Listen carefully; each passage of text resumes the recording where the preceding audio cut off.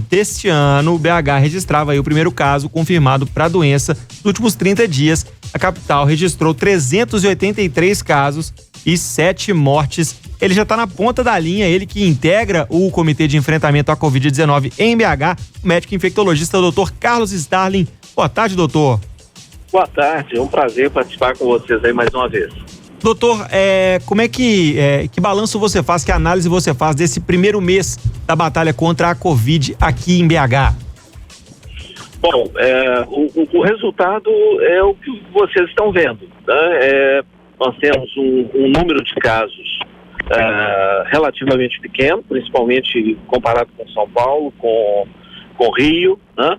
Mostrando que o isolamento social, o distanciamento social, ele funciona, ele é muito efetivo, né? E por isso mesmo nós devemos manter, né? Claro, fazendo os ajustes necessários para a condução das ações de uma maneira segura, do ponto de vista de proteção da população contra esse vírus, que é uma novidade para o mundo inteiro. Então nós estamos aprendendo a lidar com a situação, né? Tendo como referência dados científicos que estão vindo hoje da Itália, da China, dos Estados Unidos. Estão aprendendo exatamente com o que deve ser feito e o que não deve ser feito, né, com esses países que já estão sofrendo com o problema há mais tempo do que a gente. Doutor João Henrique do Vale, tudo bem? Tudo bem, João. Prazer. Prazer é todo meu. Doutor, a gente, todos os dias a gente recebe vários questionamentos aqui dos nossos ouvintes, e um dos principais deles é sobre quando que a gente vai poder retornar às atividades e questão de prazo. Muito eles pedem, a gente podia colocar uma data. O que a gente pode falar sobre isso? Tem como a gente colocar uma data e há uma previsão para isso? Não tem, João. Não é impossível estabelecer datas para uma situação tão inusitada quanto essa. Você estabelece datas e o problema atropela a própria data, né? Então, nós estabelecemos, na realidade, são parâmetros de acompanhamento do número de casos, da disponibilidade de leitos nos hospitais e da evolução da epidemia, tanto aqui em Belo Horizonte quanto nas cidades vizinhas e nas outras grandes capitais, como Rio, São Paulo, Salvador, né? Fortaleza, Manaus. Nós estamos vendo o que está acontecendo nesses lugares e nós não queremos cometer os mesmos erros que foram cometidos em alguns dessas capitais. Então, o isolamento social, o distanciamento social, ele é incômodo, de fato, e ele tem contra a eficácia dele mesmo, né, o próprio tempo e a sua eficiência para evitar a explosão do número de casos. Então, quando o isolamento social ele é feito de forma correta, ele evita essa explosão do número de casos que acaba levando ao colapso do sistema de saúde. Então, o tempo ele vai julgando contra o isolamento social, porque as pessoas querem voltar ao normal. Entretanto, isso não é um sprint, né? Não é uma corrida em que você ganha no sprint. É uma corrida que você ganha fazendo como se faz uma maratona. Você tem que ir dosando, né, a forma de ir conduzindo a situação, né? Você tem que ir entendendo o que está acontecendo à sua volta para que você chegue no final com inteiro, ou seja, você chega no final da maratona com competência, com capacidade, inclusive produtiva. Doutor Carol, tudo bem com o senhor? Oi?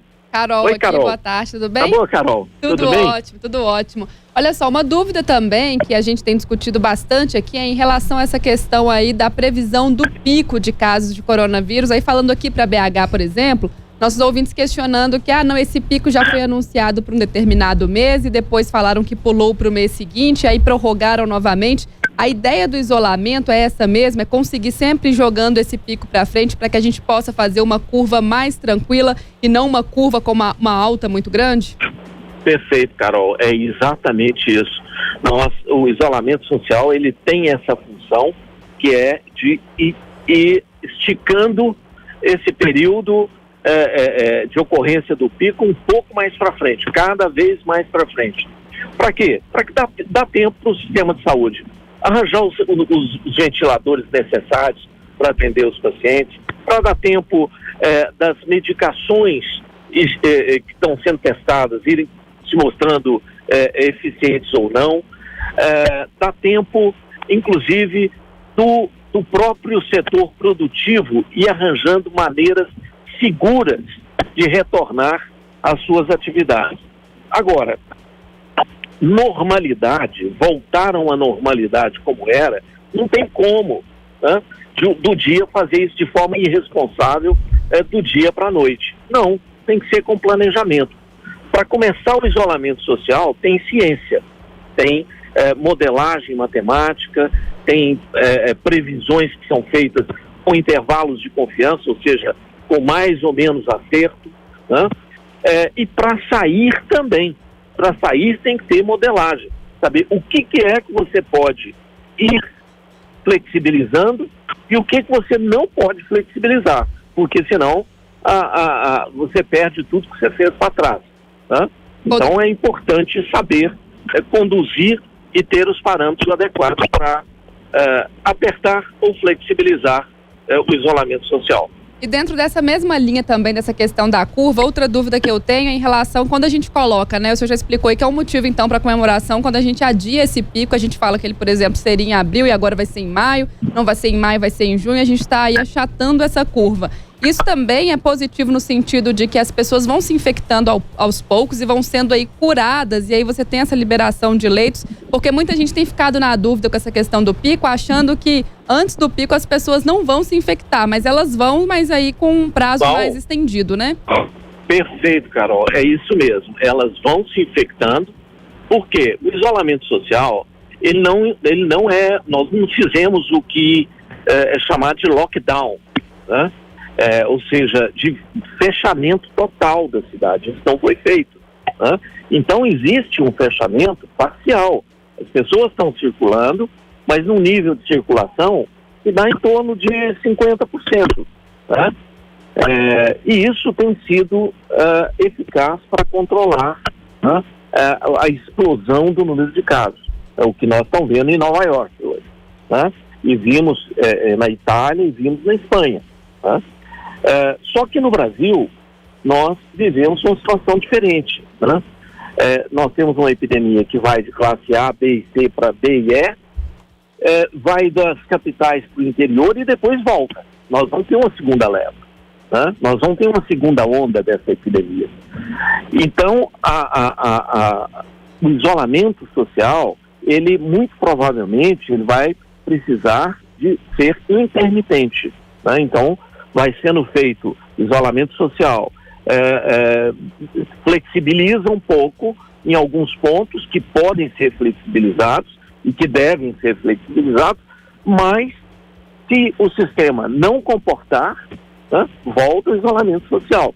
Isso é uma projeção que foi feita pela Universidade de Harvard, né, e foi uma publicação que saiu há 2-3 dias atrás, né, que mostra exatamente até quando nós podemos ir com ocorrência de casos, se nós não tivermos uma vacina. Então, eles projetam que esse vírus deve circular até 2024. Né? Então, nós vamos... Por isso que eu estou dizendo, isso não é um sprint, né? Isso é uma maratona. Então, nós vamos ter que jogar e correr como se fosse uma maratona. Cada dia, nós vamos ajustando um pouquinho dessa peça. Doutor... Começando com as máscaras. Né? As máscaras, muito importante, já é uma maneira de você fazer um bloqueio da transmissão do vírus. Doutor, a gente falou na semana passada com o senhor sobre a hidroxicloroquina, que já tem sido usada aí no tratamento de alguns casos em BH, e essa semana veio uma notícia boa aí de que outros medicamentos estão sendo testados aí no combate à Covid-19. O que o senhor me traz dessa frente aí notícias boas vindo das pesquisas? Sim, tem pesquisas muito boas sendo conduzidas, com várias drogas diferentes, né? Todas elas promissoras, né? Mas ainda são pesquisas, né? Algumas dessas drogas estão aí no mercado, nós usamos para várias outras coisas diferentes, que têm ação contra o vírus. Mas nós não podemos considerar isso, por enquanto, uma alternativa segura. Não é possível, né? Nós temos que considerar uma possibilidade, né? E uma opção para o início dos tratamentos. Mas não é a solução definitiva. Solução definitiva virá com uma vacina, provavelmente uma vacina. Doutor, a prefeitura estava barrando ônibus que estavam vindo de cidades onde a gente tem o relaxamento, né, com os comércios voltando a funcionar. E a Justiça hoje proibiu que essa medida seja feita. O comitê já pensou alguma outra ação, né, alguma outra forma de tentar evitar a chegada de pessoas que possivelmente, podem, né, pessoas dessas cidades? Sim, isso tem sido pensado, sim.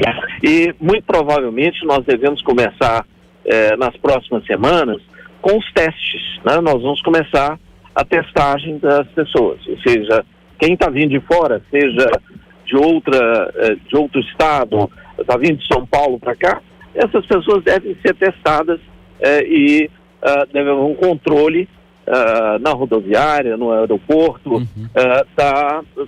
da presença de pessoas com quadros febris, né? Para que, ou seja, existem alternativas a isso. Sim. Entretanto, a medida de bloqueio de vinda de ônibus de outros locais que não estão fazendo isolamento é inclusive para proteger o próprio município de onde a pessoa está vindo. Porque se ela está vindo para Belo Horizonte, nós estamos tendo circulação viral, né? Nós não estamos tendo a circulação viral com a intensidade, né, que nós não gostaríamos de ter, mas o vírus está circulando, né? E, portanto, o indivíduo vindo de uma cidade que não está fazendo isolamento, ele leva risco para aquela cidade na medida que ele volta para lá, né? Então, é importante que os prefeitos tenham essa percepção. E outro aspecto importante é que Belo Horizonte exerce uma influência sobre as cidades num raio de mais de 300 quilômetros daqui. E essas cidades, boa parte delas, não tem infraestrutura de terapia intensiva para atender seus pacientes. Ou seja, esses pacientes virão para cá, né?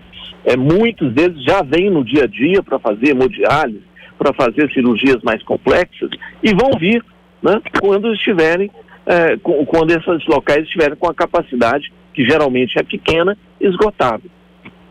Dr. Carlos Starling, médico e infectologista, integrante do Comitê de Enfrentamento à Covid-19 em Belo Horizonte, fazendo um balanço aí, 1 mês de combate à Covid-19 em BH. Doutor, obrigado pela participação. Microfones abertos para o senhor, viu? Um prazer enorme, tá? Conte comigo sempre que precisar, tá bom? Estou sempre à disposição. Prazer, um abraço para todos aí.